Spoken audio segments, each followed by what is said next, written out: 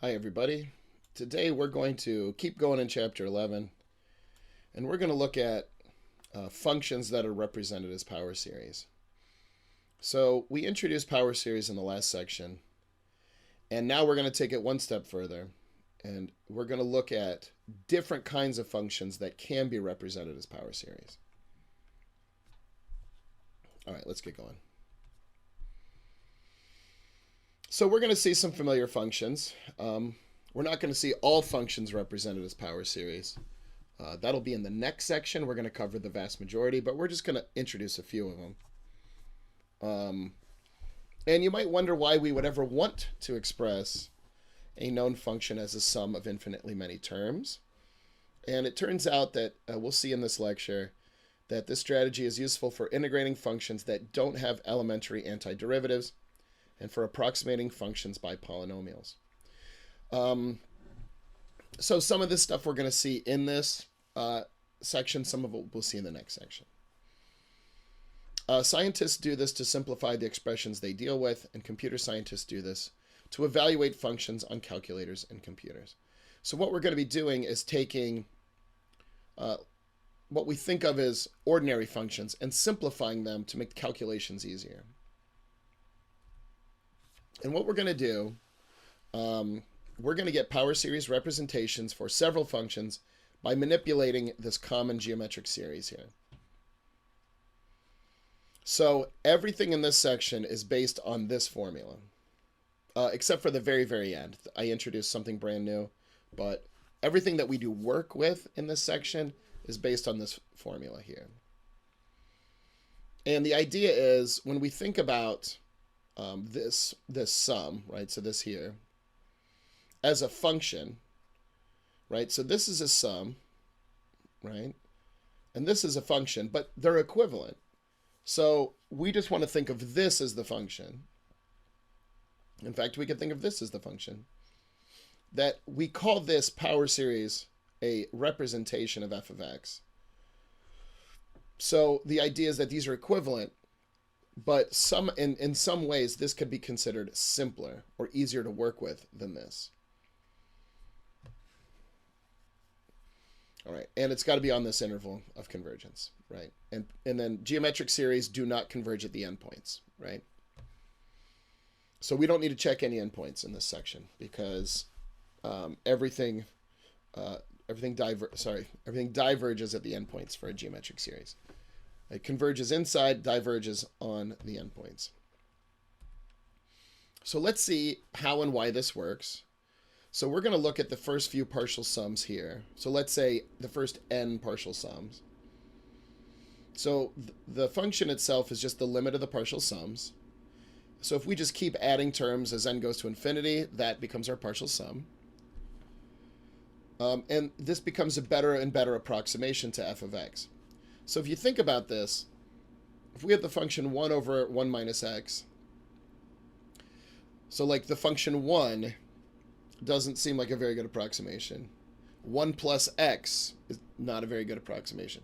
But if we keep going, 1 plus x squared is a little bit better. 1 plus x squared plus x cubed is a little bit better. And you can see it in this graph how it works. So the red line here is 1 over 1 minus x. S1, that's just the straight line, right? That's just 1 plus x. This is 1 plus x squared, 1 plus x squared plus x cubed. And then I threw S5 in there just to show you that as you get more and more terms, it starts to bend up.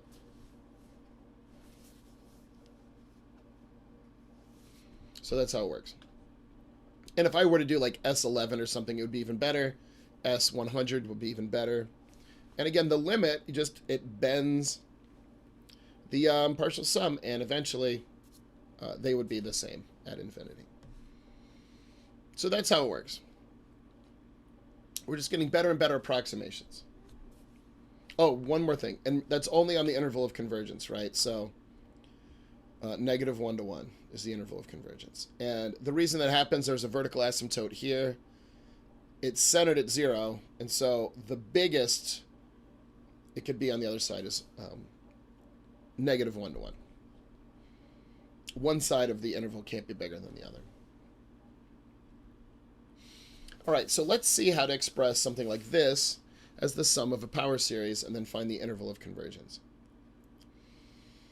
So this doesn't look like a geometric series, but it turns out that it is. We can take this geometric series formula, and every time we see an x, replace it with minus x squared. So we're trying to find 1 over 1 plus x squared. So that's 1 over 1 minus negative x squared is 1 over 1 plus x squared. And then for every x in here, I just replace it with negative x squared. Seems simple enough. Simplify it. And you can see that it simplifies real nice. And one thing you notice is that it becomes an alternating series. Right? Because the odd powers stay negative, the even powers go positive. So I encourage you, when you're working through these on the homework and stuff, don't try to just go straight from this step to this step, because you can't really see that it's alternating here. But if you write the terms out, you can. You see that they alternate. And again, don't forget it starts at 0. Negative 1 to the 0 power is 1, so it's positive. So it starts at, this particular one starts at a positive number. Other things you do could start at negative numbers. So that's our power series representation. Now what you do, whatever you plugged in for x, the absolute value of that has to be less than 1, right? Because remember, the formula we saw in section 11.2 had an r here for radius. And so r here, whatever you're plugging in here, you have to plug in here. And then you solve this. So the absolute value of negative x squared is just less than 1. That's just x squared less than 1. The absolute value cancels the negative. But now we have x squared is less than 1. When you take the square root of both sides, it becomes plus or minus, which is just absolute value again. So this actually simplifies to this. And that just means the interval of convergence is negative 1 to 1. So nothing too much more advanced than what we saw in the previous section. But you're going to see as we go through this that we start manipulating these equations in different ways. All right, let's do another one. So here's one that requires some manipulation. So the other one we just did was just a flat-out replacement, right? Because we had 1 over 1 plus something, or 1 over 1 minus something. Here we have 1 over 2 plus something. That's not how geometric series work. We have to get it in the form 1 over 1 plus something. So the first thing we do is factor out a 2 in the denominator. Now we have 1/2 times this thing. 1 over 1 plus something. Well, we just replace x with negative x over 2. So we're doing a similar thing to what we did in the previous problem. Right? Everywhere we see an x, we plug in negative x over 2. Again, you'll see that it becomes alternating, but you can't see from here. You want to write out a few terms and show that they're alternating. And notice I left the 1/2 out front. I'm going to end up bringing it back inside. But while you're doing the manipulations, leave that 1/2 out front. You're looking for patterns. So don't distribute that thing until the end. This 1/2 will eventually become distributed. But for right now, don't do it. Just leave it out front. So this looks real similar to the previous problem. But you want to simplify. You may want to simplify one more step. It's fine from here. But again, if you want to bring this 1/2 into this denominator, make it x over n, 2 over n plus 1, you can do that as well. Just follow the directions on the homework. On a test, you could leave it like this. I don't care. But the homework might have you manipulate it differently. Now notice here, whatever we plugged in, right? That's what you plug in here. Again, it's the absolute value. But what I want you to notice, so the negative just goes away. Like, you don't even need to plug in negatives in absolute value. It just goes away. But here, you got to notice that we're allowed to multiply both sides by 2. So the radius now is 2, and the interval of convergence is negative 2 to 2. So that's no surprise just looking at this. right? It's centered at 0, but if you plug in -2 here, you get division by 0. And so the distance between 0 and -2 is radius 2, and you go 2 the other way as well.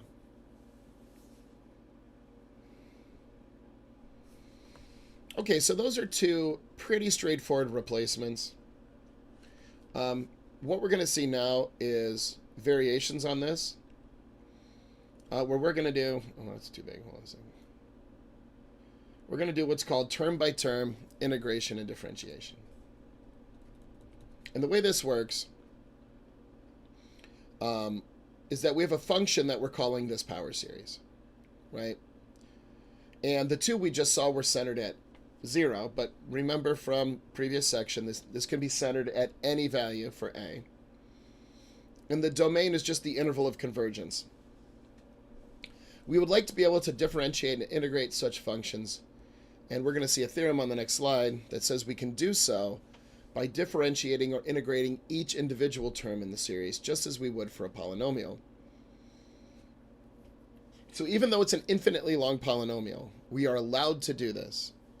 The proof for this is way beyond the scope of this course, but with basically 2 days left in the course, we're not going to get into really hairy proofs like that. So it's called term-by-term differentiation and integration. And here's what it looks like. Okay, so if the power series, so there's just a general power series, has a radius of convergence that's non-zero, and then the function defined by, this is just the expansion. Right, so if we expand this out and call it an infinitely long polynomial function, then this is differentiable. And if it's differentiable, it's automatically continuous on this interval. And here's how we do derivatives, and here's how we do integrals. This is just saying that we take the derivative term by term. So derivative of a constant is 0, so it goes away. Here we have x minus a times c. Well, you can think of this as either product rule or chain rule, however you want to think of it. Or you can distribute the c1. So c1 times x, when I take the derivative, is just c1. And then c1 times negative a, that's two constants multiplied together, so when I take the derivative, it goes away. So we just get c1. And then here, this is power rule, chain rule. So the power rule, the 2 comes out front when I take the derivative. The power goes down by 1, and then the chain rule here is just a 1, right? Because the derivative of x minus a is just 1. And so on and so forth. And what we do is we say, well, can't we just do a derivative on this entire term? Well, sure, right? That's what the power rule says. So the derivative of this whole thing, n comes to the front, and the power goes down 1. And the chain rule is just 1, so we don't have to do it. So here, power in the front, power goes down by 1. So we can actually do operations on the sum itself. And the idea here is that if we were to expand it and do individual derivatives and then recombine it, we would just get this back. So all we're doing here is just looking for patterns. And again, we don't prove this theorem, but it should be believable that this works, right? Because it works if n is finite, and we're just taking the limit as n goes to infinity. So for every finite value of n, it definitely works. So there's no reason to believe that an infinite amount wouldn't work. Okay, and then integrals, same sort of thing, right? We're just doing it term by term. So when you do an indefinite integral, you always get a constant. We're just calling it capital C here. And again, notice that we get C0x, right? Because if I integrate this, we just tack on an x. And you might be wondering, well, why is it x minus a? Shouldn't it just be x? Well, think about it. C is any constant. A would be given in the problem, and C0 would be given in the problem, right? So for any particular problem you have to solve, you'll be given C, all the C's, and you'll be given A if it exists. So we know what these two numbers are when we start these problems, C0 and A. Well, that's just another constant if I multiply them together. This is any constant.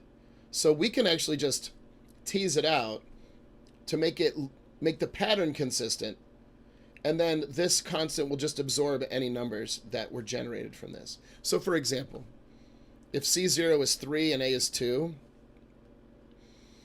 you know, this is 3 times negative, well, let's say A is 2, so multiply together. We'd have like a 3 times negative 2. It would be like a negative 6. Well, this constant is anything. We can adjust it by 6 so that the sum total stays the same. So again, we're only doing that to get it to look consistent with these x minus a's. And the next one, so when we integrate this, same sort of thing, right? We're just taking this up a power, dividing by the new power, right? So it goes from 1 to 2, divide by 2. This one goes from 2 to 3, divide by 3. And you end up just with this, right? Whatever your absorbing constant is, plus this infinite series. And again, it makes sense just looking at this. Cn stays the same. The power goes up by 1, and you divide by the new power. Just like you would with a finite size polynomial. There's only one tricky thing on here that you have to remember, and it gives students trouble. And that is when, so this, all of these geometric series, or at least what we're basing them on for this section, start at n equals 0. When we take the derivative, we have to move it to n minus 1. And it should be clear why that is just looking at it.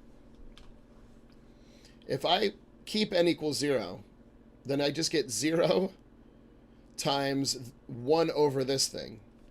Well, that doesn't make any sense. That's just 0.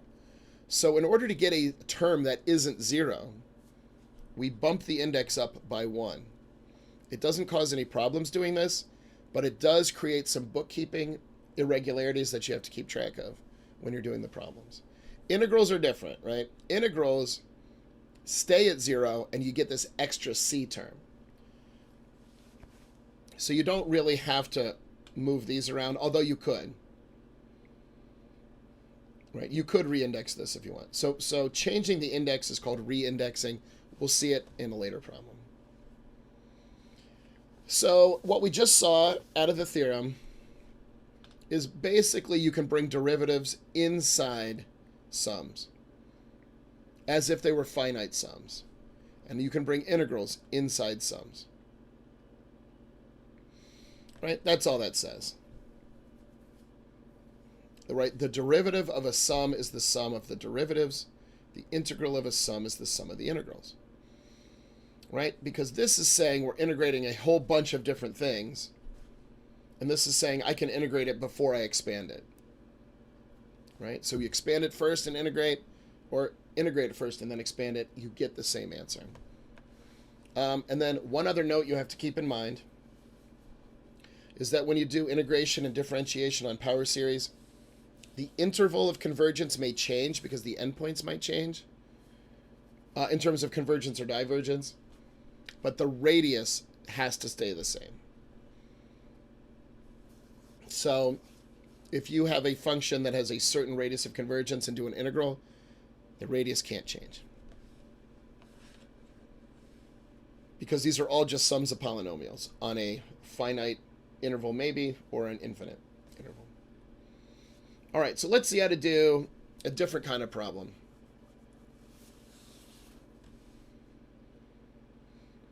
So just looking at it, you might be tempted to do lots of different things. But we're in the world of power series here.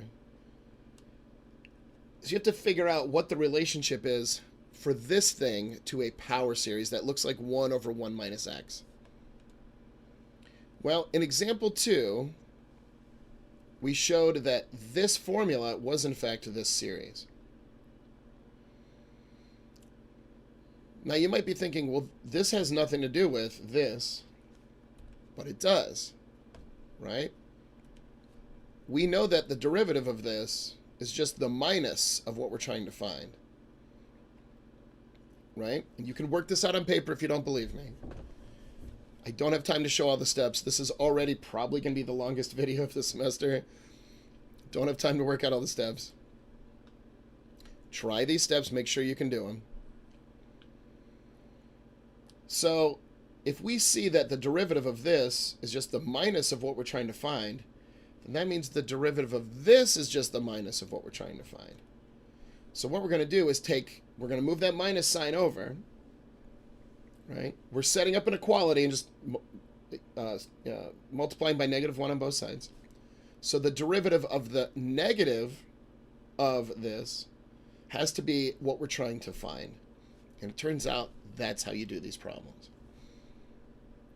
So you have to recognize these functions as being derivatives or integrals of things that look like 1 over 1 minus x. Or any of its varying different forms, right? That we saw a couple already. We're going to see a couple more as we do more problems. So there's just so many combinations of things we can do. There's no way to illustrate every type of problem. So we know how to do this derivative, right? In fact, the theorem says we can just take the derivative of this inside the sum and then expand it, and that's what we're going to do. So let's do this derivative. The -1 to the n is a constant. It doesn't change. The x to the n over 2. So here, I'm just using the power rule. So the n comes down, n minus 1, and then you get a chain rule of 1/2. If you want to simplify this thing first, then you don't get a chain rule, but you get the same answer. The book and various, we'll say, online resources show this a couple different ways. I'm going to show it to you both ways in this notes. There isn't a preferred way to do it. It's up to you. You can do the chain rule, or you can expand this first and do x to the n over 2 to the n. If you do x to the n over 2 to the n, 2 to the n just stays a constant. And here you get 2 to the n minus 1 times 2, so that's 2 to the n. And here you would just get your your power rule again. If you just separate out the x to the n, you just get n x to the n minus 1, which is what we have over here. N x to the n minus 1. There's no preferential way to do it. You do what works best for you. This is just how I felt like doing it. Now I brought the negative, this minus sign, inside here to make it -1 to the n plus 1. I brought this 2, so this 1/2, inside here, and I brought this 1/2 inside here. So we have two different 1/2s multiplying together. So it's still x to the n minus 1, but it gives us two more 2's in the denominator. So it goes from 2 to the n minus 1 to 2 to the n plus 1. Notice we reindexed to n equals 1. Now, in this step, I'm taking the index back to 0, and it resets everything. So you have to think this through, okay? Because you're making choices when you do this stuff. So, for example, if I have x to the n minus 1, and I plug in 1, that's x to the 1 minus 1. That's x to the 0. When I plug in 0 here, I get x to the 0. So all I'm doing is changing these indices to reflect that this went down 1. When this goes down 1, this has to go up 1 to reflect that they represent the same number. So when I plug in n equals 1 here, I get 2 to the 1 plus 1. That's 2 squared. That's 4. If I plug in 0 here, I get 2 to the 0 plus 2, which is 4. Everything has to match. This n becomes an n plus 1. It has to be in parentheses, or you'll get the problem wrong. The only thing that you might notice is, why isn't this an n plus 2? Well, I'll show you. It's because of this. Oh yeah, the radius of convergence stays the same as example 2, right? Remember, we did a derivative here, so the radius of convergence can't change. So here, I just put it in the notes, right? In the last step, we decreased the initial value of the summation variable by 1 and increased each occurrence of n in the term by 1. But the difference is that I could write n plus 2 here, but when we're talking about -1 to an even power, it doesn't matter if it's plus 2 or n plus 2 or just n, right? So -1 to the 4th is the same as -1 squared. So by convention, we don't keep adding numbers to the negative. We just go between n and n plus 1. So if it goes up 1, you go back to n. If it goes up 1 again, it goes to n plus 1. If it goes up 1 again, it goes back to n.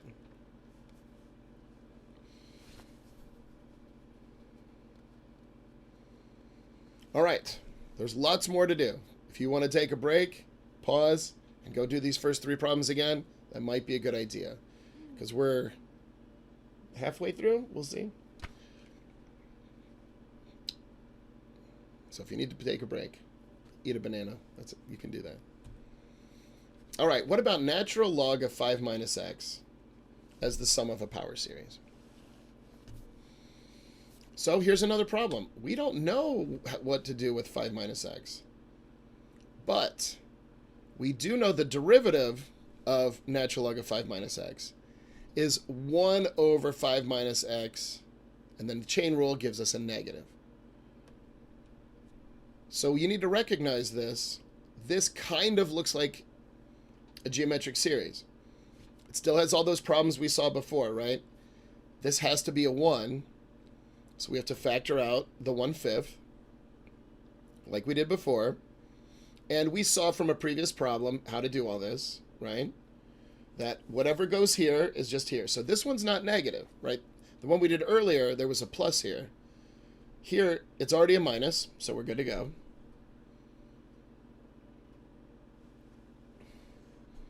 Right, so we have a 1/5. This whole thing just gets replaced by this.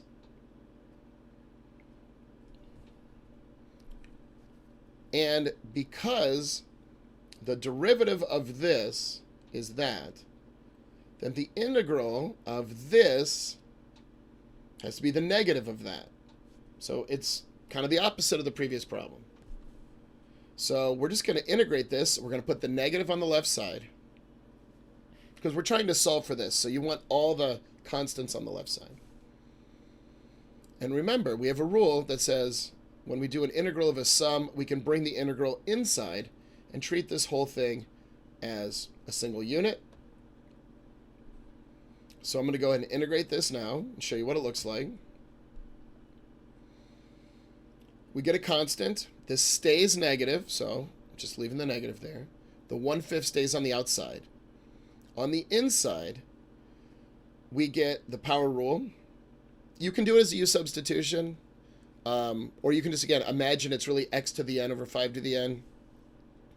X to the n, the integral of that gives us x to the n plus 1 over n plus 1. That's the power rule. And in the denominator, because it's a constant, it's just 5 to the n. The index does not change. When you do the integral, it doesn't change. However, when I have this 1/5 here, if I bring this 1/5 in, now it goes to 5 to the n plus 1. Well, now every single term has an n plus 1. So I might as well just change it and make it a lot simpler to look at. Now I want to reindex it, because you want, if you can get all these to be n, you want them to be n. The problem we had earlier in the earlier problem was one of them was an n plus 2, one was an n, one was an n plus 1. If that happens, just take it to 0. But if you can get rid of all those n plus 1s, go ahead and do it.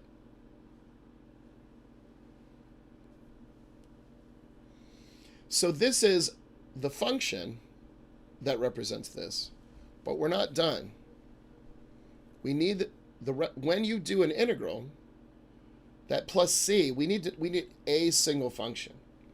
So well, here it is. Natural log of 5 minus x is this thing. So let's just set them equal to each other and plug in 0. So let me show you what I'm doing. I'm setting this equal to this, right? This whole thing here is this. So I'm setting this equal to that, and I was plugging in 0 for x. You can plug in any number you want, but we're plugging in 0. Well, you just get natural log of 5 as c, right? Because this is just natural log of 5. This whole thing becomes 0, because it's just you're summing a bunch of zeros. So this means that this is our function. So natural log of 5 minus x is natural log of 5 minus this series. And again, radius of convergence, you would use the ratio test here. I'm not showing those details. problem's already, or this lesson's already pretty long. But use the ratio test. You'll see that it converges when absolute value of x over 5 is less than 1, which means x is just less than 5. So our radius of convergence is 5.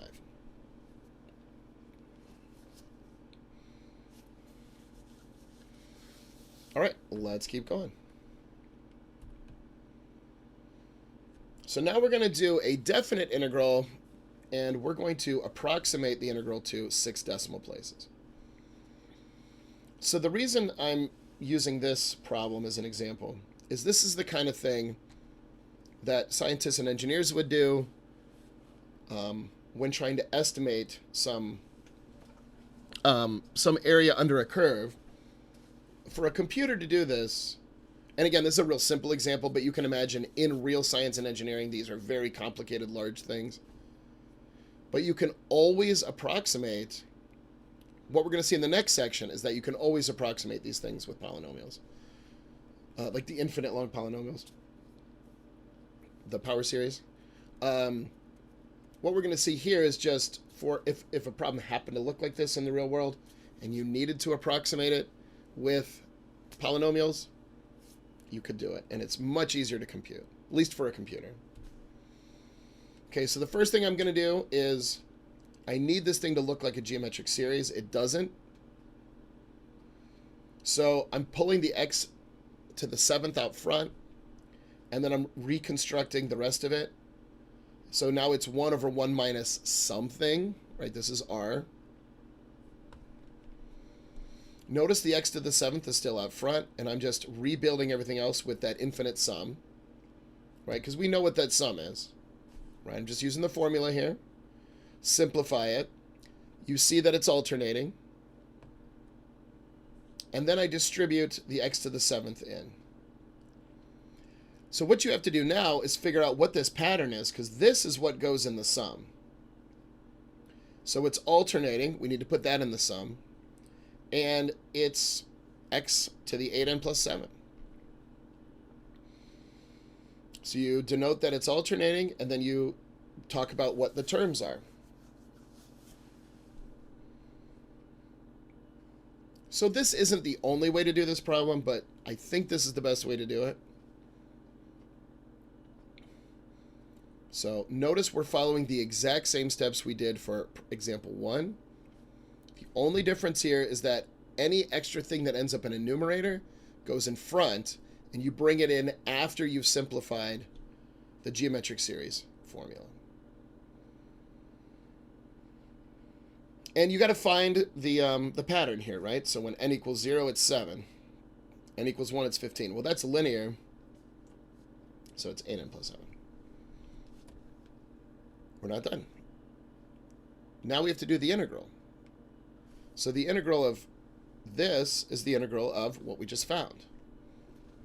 And this is similar to the other integral problem we did. Again, this is a definite integral, so it's going to be different in that way, but there's no u substitutions or anything like that. You're always just going to get some polynomial and some constants. So go ahead and do the integral, right? Power goes up 1. The n doesn't go up 1. The power goes up 1, right? So it goes x to the n. I can't believe I can't talk. X to the 8n plus 8. It's harder to say than you think. X to the 8n plus 8. Divide by the new power. The alternating series doesn't change. You're doing an integral, so the limits of the sums don't change. And then it's a definite integral. So remember, we're plugging in this for x, right?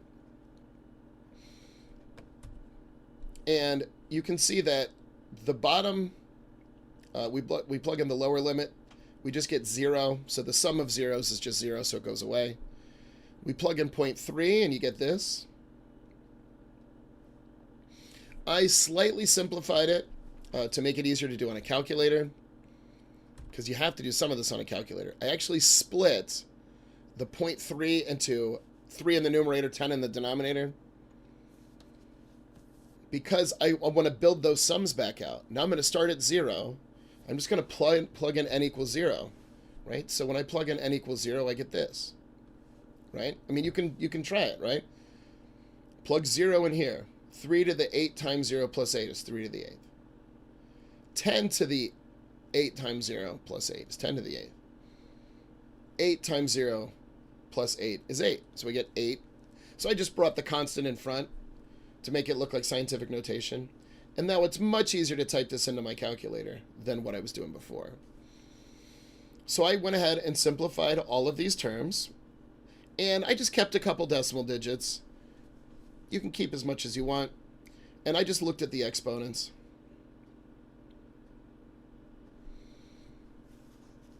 So when I'm doing the partial sums, this is an alternating series, so I can use the alternating series test estimation theorem.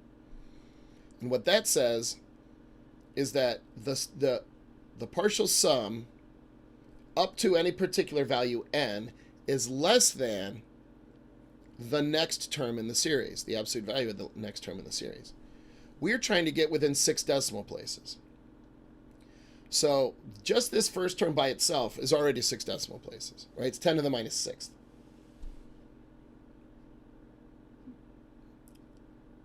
Well, this term here is 10 decimal places. So by the alternating series estimation theorem, the error of the partial sum is less than the absolute value of the next term. Well, A2, that's this right here. That's smaller than 10 to the minus 6. So the first term is the sum to 6 decimal places. It's just 0.000008. So I just stopped. I rounded it. So I did 6 decimal places and rounded it. So for your problems on your homework, you might have different numbers here. It might converge faster or slower. Just write out a few terms, compute the values, and just look at one of these numbers will be smaller than 6 decimal places. Whatever number that is, go to the left and add up all those. In this case, for my numbers, it just happened to be the first term. Who knew? But it could be 11 terms down the line. Who knows? All right. Got one more topic to cover. And this is more just science knowledge stuff. Some of the most important functions in the sciences are defined by power series and are not expressible in terms of elementary functions. So we saw this at the end of section 7.5, I believe, when we saw that not every elementary function has an elementary antiderivative. They do have, every elementary function has an elementary derivative, but not antiderivative. Well, it turns out there are functions that aren't even expressible in terms of elementary functions. And many of these arise naturally as solutions of differential equations. So we're going to look in a little tiny bit of detail at Bessel functions, named after Friedrich Bessel. And these functions first arose when Bessel solved Kepler's equation for describing planetary motion. Since that time, Bessel functions have been applied in many different physical situations, including the temperature distribution in a circular plate and the shape of a vibrating drumhead. So these are used in aerospace, rocket science, you name it. And here's just what one of them looks like. So this is the last thing we're going to talk about today. We're just going to talk about the Bessel function of order 0. So it's J, that's a 0. People call it JO, but it's a 0. It's J0 of x. It's a function. And it's the only function that satisfies this particular differential equation. X squared times the second derivative plus x times the first derivative plus x squared times the function itself is 0. And it actually looks like this. So it looks like a nice ordinary function. But when you see it written out and expanded, it's a power series, right? It's an infinitely long... Now, this isn't even a polynomial, right? The numerator is a polynomial, but the denominator is just a bunch of constants, right? So it's a bunch of constants times the terms in an infinitely long polynomial. And it turns out that if you were to take the derivative of this and plug it in here, take the second derivative, plug it in here, and add all that stuff, multiply it out, add it up, you'd get 0. And it's the only function that satisfies this. So that's pretty cool. That's just like a set of science and engineering fact, because you're thinking, why are we studying these power series? What do they do? What are they used for? This is just the teeniest, tiniest example of what they're used for. And these problems, like solving this, if you wanted to solve this, go ahead and try it. It's it'll take you a while, but it'll give you just at least a taste of what math looks like if you were to keep going after Calc 2, or if you're an engineering major, or any sort of like heavy science major like physics. Alrighty, well that's it for this one. I'll see you next time. We got one more section, and until next video, have a good day. Bye-bye.